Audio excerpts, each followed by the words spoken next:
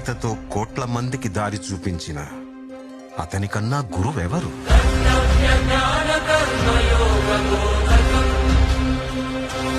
రక్షణ కోసం సముద్రం మధ్యలో ద్వారకా నగరాన్ని కట్టిన అతనికన్నా గొప్ప ఆర్కిటెక్ట్ ఎవరు? వేణుగానంతోనే గోవుల్ని గోపికల్ని కట్టిపడేసే అతన్ని మించిన మ్యూజిషియన్ ఎవరు?